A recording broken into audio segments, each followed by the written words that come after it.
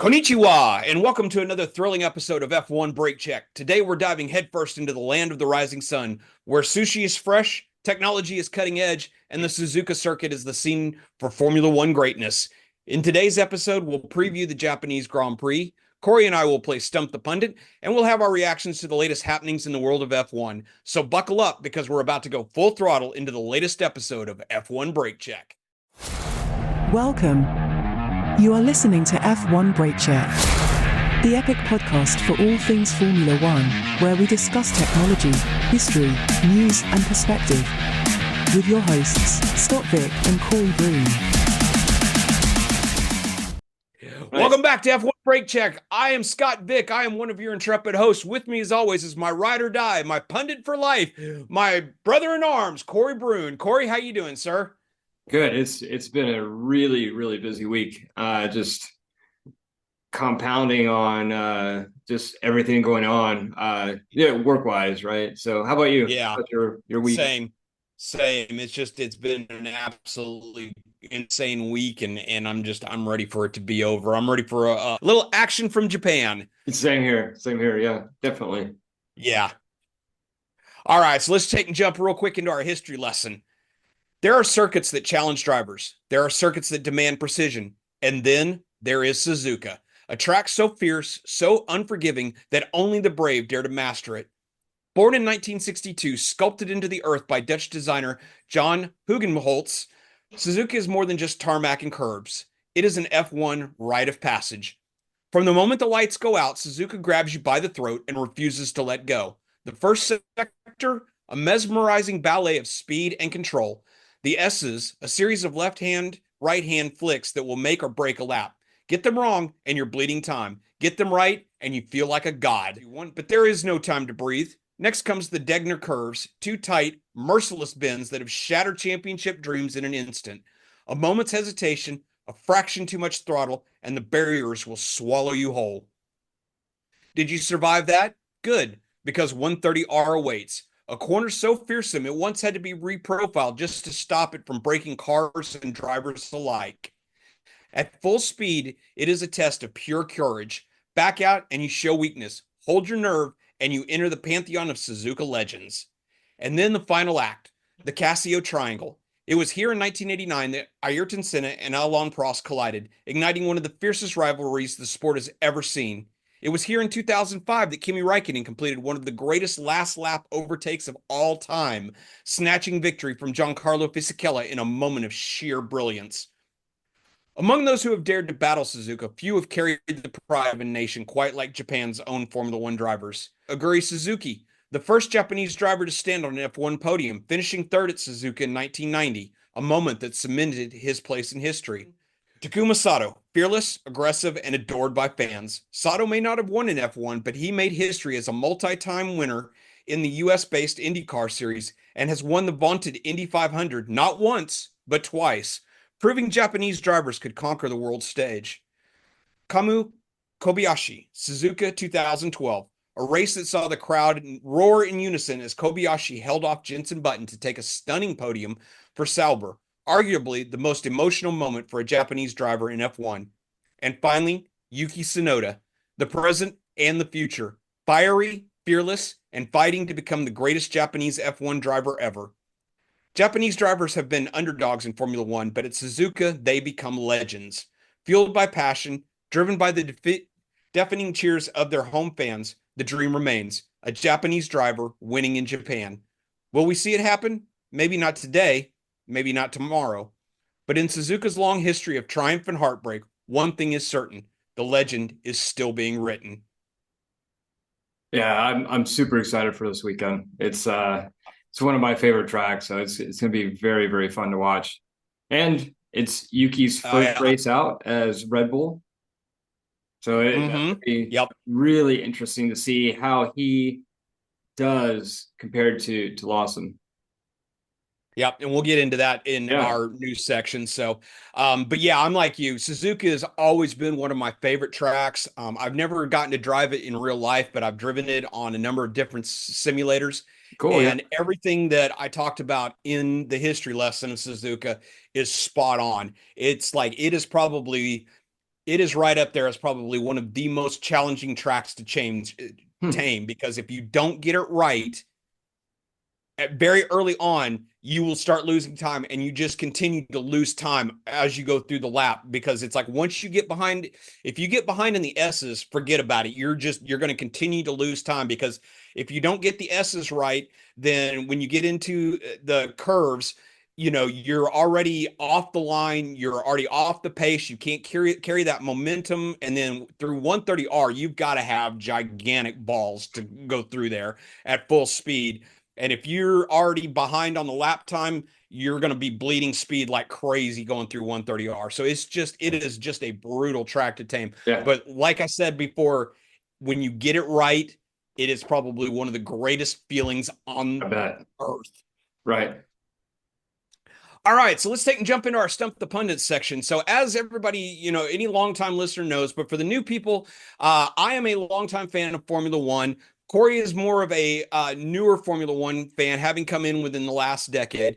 And so every week we have this section, which is probably one of my favorites, where Corey will come up with a series of trivia questions to take and try to stump my longtime knowledge of Formula One. So Corey, what do you have for me this week? Yeah, so for Stump the Pundit, I thought that since Liam had gotten ousted, I would say unfairly ousted, I thought, why not do a segment on him? So, okay, just a few questions here. Actually, in 2023, Liam stepped in as a substitute driver. Which Grand Prix did he step into? The Dutch Grand Prix at Zandvoort. That's right. Okay, and then which racing series was Lawson in prior to being called up to F1? He wasn't in F2. Or no, he was in the Japanese. It's like the equivalent of F2, but it's in Japan. And like I said, it's the equivalent of F2, but I forget what it's called. Super Formula. Super Formula, thank you. Yeah. But yes, they use the same chassis, and the power units are very, very comparable in Super Formula over in Japan. Oh, this is okay. Which country is Liam from? New Zealand. Yeah. I was laughing at that one. So, because when we were first talking about him, we were discussing Kiwi versus Australia. So, yeah, definitely New Zealand. And then the last one is which Red Bull backed junior series did Liam Lawson win in 2019? Oh, that one I have absolutely no idea. That one you've got me stumped. Okay. Toyota Racing Series. Ah, okay. Interesting. And that's it for Stump the Pundit. All right. Awesome. All right. Well, if you haven't noticed, we've kind of running short on time this week. So if it seems a little rushed, we do apologize. But we're going to go ahead and jump into the news and go from there. So as we've already alluded to, the biggest news of the last week is, to nobody's surprise, Liam Lawson is out at Red Bull. Yuki Tsunoda has been promoted. Lawson has been demoted back to Racing Bulls. Okay. So there's no other way to do this, but let's just jump right in. So Corey, your reactions to the news of last week about the Red Bull swap. So my initial reaction is everybody but Red Bull knew that they made a mistake. Now, with that being said, I truly believe it's not all Lawson. You don't go from a fairly good, competent driver to an absolutely last place. Poop show. A large portion of this is really on Red Bull and their car. They're relying a lot, and a lot of the pundits now are even saying that Red Bull, the car, is really designed around Max Verstappen. So it's going to be interesting to see, because you just go back in time. We have Lawson, who now is gone after 2 races. You had Checo, who again is a very accomplished driver, gone.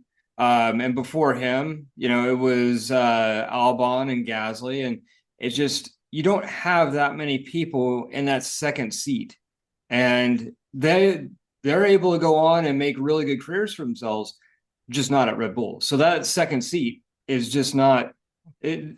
It's not a curse, but it's just you're not able to drive it, and one, I guess, good thing would be for Checo at least, because if Liam were to come in that second seat and be able to meet Max, as far as points and places and being on the grid, that would have shown Checo is out, right? He just doesn't have it anymore. Mm-hmm. Whatever the storyline that you want to pick, but with him doing that poorly, that really starts to show, well, maybe Checo isn't as bad as Red Bull is trying to paint him out to be. What about you? What are your thoughts? On your last point, I think we are in total agreement. We've even talked about that when we saw the writing on the wall and saw that Checo was going to get the boot at the end of the season, we really did chalk it up a lot to the car and the fact that the car was so difficult to drive that it takes a certain type of driver to be able to take and wrangle everything out of it. And in all honesty, the car really is built around Max and his driving style. Now, that being said, though, the thing is that of all the drivers who have come along and have not been able to tame that car, just from my own personal outside observations, Yuki is probably the closest to having a very similar driving style to Max Verstappen. And that's why I think that, like I said at the beginning of the season, I said it during the offseason when they promoted Lawson, I said it's a mistake. They should have given it to Yuki because I felt like Yuki's driving style much more closely matched Max's in the fact that they both like a very oversteered car. They like a car with a very, very nervous rear end. And that, and the fact that Yuki was able to drive the Racing Bull at such a high level really tells me that I think Yuki is going to surprise a lot of people and that he will go very, very well in the Red Bull and that he should have been the one in that seat all along. Undoubtedly so. Yeah. That shines another spotlight on Horner. Go ahead. Yes. Yeah. Well, it also shines a light on Helmut too, because Helmut has a lot of input on the decision of which driver is in that second seat. And he has picked wrong time and time again. And it's like, you got to start looking at it that, if Horner and Helmut can't make the correct decision, maybe it's time to do something differently. Right. And I think they finally have gotten that by putting Yuki in the seat. Now, the thing is I saw something that I thought was kind of funny, was the fact that it will be very, very ironic if Lawson slides into the Racing Bull and outperforms Yuki in the Red Bull, much like Yuki outperformed Lawson in the Racing Bull when Lawson was in the Red Bull. So, but I really, really don't think that is what we're going to see this weekend. I could be completely wrong, as I often am, but just from my own outside observations, from my own research into the way that Yuki likes the car set up, I really think that he's going to do much better. And he also made some comments, although he has not gotten to drive the current car in its current form, he has driven it in the simulator. He's been doing a lot of sim work over the last week since he got promoted. And he's even made the comment that he didn't find the car in the simulator to be as difficult to drive as a lot of people put it out there. So I think, yes. So I think that, if Yuki comes right out and says that kind of goes back to my point of his driving style is much more in line with Max, and so he should be able to take and get a lot more performance out of the car. Now, will he go out first race out and outdrive Max? Not a chance in hell. But given time to fine tune and get more used to the car, 4 or 5 races, I think that I don't know that necessarily that he'll be challenging Max for, grid positions in qualifying or for, finishing positions, but I think he's going to be a much better second driver than the last 2 drivers that have been teammates to Max Verstappen. Right. So I think that I think we're going to see some fireworks this weekend, and I can't wait. I think it's going to be super fun. Yeah, I agree, especially on that last point. All right, so moving on to our next item. So we also got the news this week that Bottas is actually signed as a reserve driver for McLaren on loan for Mercedes and will be the reserve driver this week in Japan. So your thoughts, Corey? Anytime we can get Bottas in the news is a good day. Mm-hmm. I mean, they're backed by Mercedes, so it kind of makes sense that they would be able to loan him out to McLaren for at least one race. So, hoping that Norris gets ill. Love to see him in a McLaren. That would be pretty cool. That would be very cool. But I think I definitely think it's interesting. I definitely think it's a good thing for Bottas, who is trying very hard to get back into the sport. Right. And we'll talk a little bit on our next news item. That I think that it's very, very good for Bottas in the fact that he's keeping himself, available. He's keeping himself, in shape, and he's keeping himself, closely aligned with not just one but two different teams, so that he maintains his what's the word I'm looking for? Like his level of expertise in the modern cars. It's not he's stepping away and driving something different where where the skills don't translate, kind of like what, Magnussen did, by going over to the World Endurance Championship. Those cars are considerably different from a Formula One car. Right. And those kind of things that he's learning now over there don't translate back into Formula One, whereas by Bottas staying close to the teams and closely aligned, it just makes the chances of him being able to get back into a full-time racing seat that much better. Yep. Let's take and talk about the latest Cadillac rumors this week. So according to Mario Andretti, they pretty much have the drivers that Cadillac will use next year when they join the grid in 2026, down to basically four drivers. They are Bottas, Joe Granu, Checo, and Colton Herta, who is currently driving in the American IndyCar Series. So, of those four, which two do you think has the best option for next year in Cadillac? I think Herta. I don't know that series very well, but even somebody that doesn't follow that sport at all, knows his name. And he's American and it's American company. Kind of see that happening. I would hope Bottas, but I've heard a lot of rumors around Checo, especially now since he's somewhat being vindicated as not being a horrible driver. I really hope. I'm pulling for Bottas, obviously as a fan of his, but I don't know. I think definitely between those three, Joe, maybe, but I just don't see that happening. Yeah, especially I think Joe will not make it into the Cadillac seat for political reasons as much as anything, not necessarily for talent or anything else, because, him being signed as the reserve Ferrari driver and everything still goes to show that he is still immensely talented. Yeah.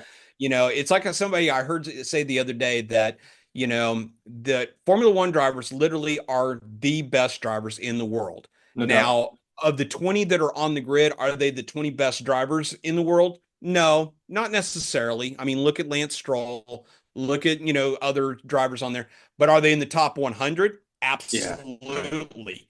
They are definitely within, maybe even top 50 of the best drivers in the world. As I've talked, when other people have dogged on Stroll, I've defended him because as I've said time and time again, you do not get to Formula One in this day and age without at least having some talent and some ability to drive the car. Now, are you one of the 20 best drivers in the world? Maybe not. Are you a future world champion just because you make it to because you're driving in Formula One? Probably not. But you have to earn your way into Formula One anymore. Long gone are the days where somebody in one of the lower formulas with a big check, who could write a very, very large check to a team, can't just jump into Formula One just because they wrote that check. Now, does it help? Absolutely. Does it maybe get you a look over, a maybe more highly qualified driver who doesn't have as much money to bring to the team? Possibly. But you're still got to be one of the best drivers in the world, no Yeah. matter, regardless of the size of your checkbook, regardless of who your father is, regardless of who your connections are, you still have to earn your way into modern Formula One. Yeah. So, but because of the political situation, I don't think, in the tensions between China and America, I don't think Zhou would ever get that seat.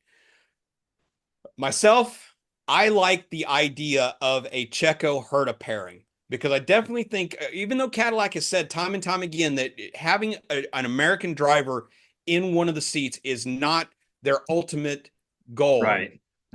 that they are willing to not have an American. But I think that from a sponsorship perspective, from a media perspective, having an American driver in Formula One in an American car, with the name Cadillac behind it, I think even if it's only for one season, I think is just too good for Cadillac to pass up. So I really do think that Herta will be in one of those seats. But I think that Checo, as much as I'm like you, I love Bottas. I'm a big fan, but I really think that Checo, as the second driver, being able to take his expertise and everything else that he has and translate that over to Herta, would be probably the strongest pairing that Cadillac could possibly come up with. Yep.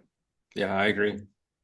So, okay. So real quick, have you heard the latest rumors about the possibility of Max going to Mercedes at the end of this season?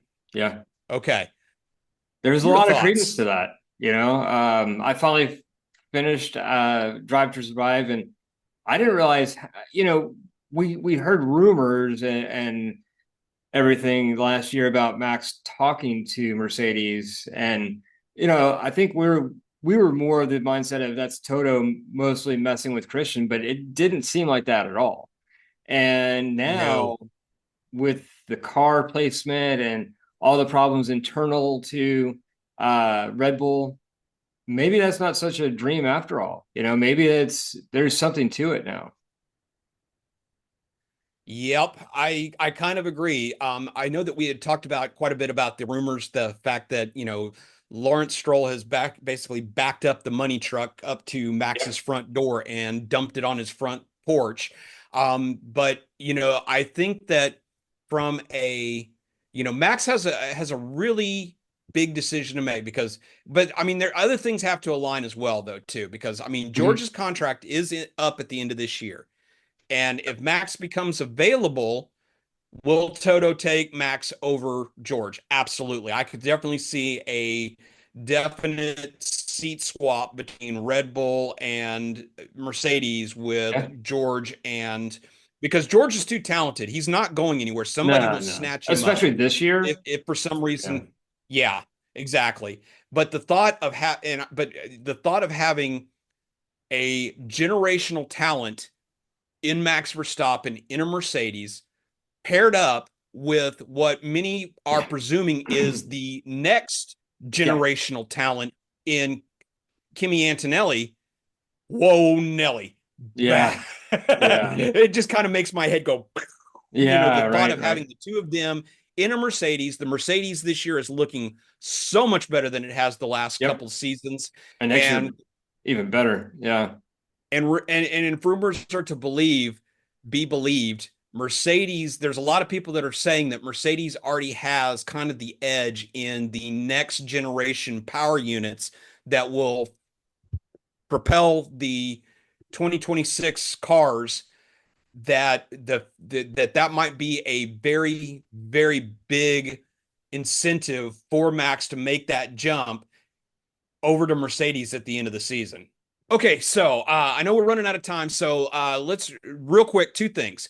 First of all, you mentioned that you finally got a chance to finish watching Drive to Survive, and we've kind of held off, until you'd finished watching it to do any kind of review. So real quick, on a bumper sticker, your review of this year's release of Formula One Drive to Survive.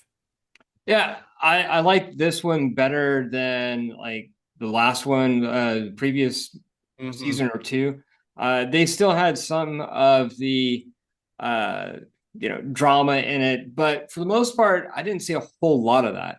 Yeah, I think a lot of the Mhm. drama is maybe to attract American viewership, but for the most part, it was pretty true as far as Mhm. them getting the driver perspective. One thing I found was somewhat annoying is they tried to pit Lando and Verstappen against each other, trying to show that Mhm. there wasn't. Even George was talking No. about how Lando was on Max's jet. Well, if they weren't friends, they would not be traveling together on his jet. So I thought that was kind of dumb. But No. other than that, all in all, I thought it was fairly well made, especially for Netflix. Yep. Yeah, I agree completely. Really, the only, yes, I agree with you about the manufacturer drama Yeah, between Lando and Max. But they didn't lean into that too terribly bad. So it true, made it, you knew that it was kind of tolerable. bogus, but Yeah, it was tolerable, yeah, and admittedly there was, a little bit of a straining on the relationship, but it was one of those things that it's not like the strained relationship between Hamilton and Rosberg, which still, in some respects, yeah. translates. I mean, it still carries over to this day. There's still Right. some bad blood. They tolerate each other. They're amicable, but there's still some animosity there. With Lando and Max, there might have been a little bit of animosity after some of the on-track incidents, but those that kind of animosity between those two guys was quickly forgotten. You probably within a couple hours after the Yeah, race. It was not something that carried over from week after week. And even the media tried to play that up a little bit, yeah. especially around the Hungary, time, Spa, or I'm sorry, not Spa, the Silverstone, Hungary, through that Hmm. stretch of races and everything. They tried to play it up, and even Lando and Max were like, "There, it's nothing. Do Yeah, not, exactly. don't Yeah, manufacture shit." The only other thing is though, is that as much as Danny Rick drove that show into the stratosphere, I really thought they should have done a little more on Danny Rick. I think mm, that the way that they kind of left it was just kind of, for everything that although it was kind of an inglorious, exit for him anyway from Formula One, I think that Drive to Survive should have, did a little more to say goodbye to him, especially the way that he has propelled that show into the true. stratosphere. Yeah, I could So, see that. Yeah.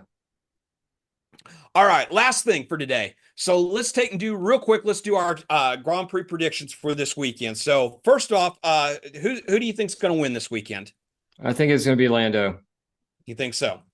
I am actually going to go out on a limb, and I'm going to say Piastri's going to win this weekend. I do definitely think that you know McLaren is going to look really, really strong again this weekend. I think this is a track that is going to really, really suit uh, the McLarens. But I think that we're definitely going to see. I don't know that Ferrari's going to be there. I think they're going to have a much. They're going to their form this weekend is going to look much more like China and less like Australia. Hmm. But I just see McLaren being the class of the field this weekend. So okay, so what's going to be your surprise for this weekend? Uh, I'll just let's say Yuki. Yuki's going to be my surprise. 'Cause Okay. my guess would be, in all honesty, he's probably going to be a little bit outside of the points. But as a surprise, I would maybe see him much higher, say eighth or ninth. Actually, I think finishing position, yes, you're probably right. I definitely Yeah. think that he is going to be in the points. He's going to do something that Lawson was not able to do during the first two, races in the Mhm. sprint race.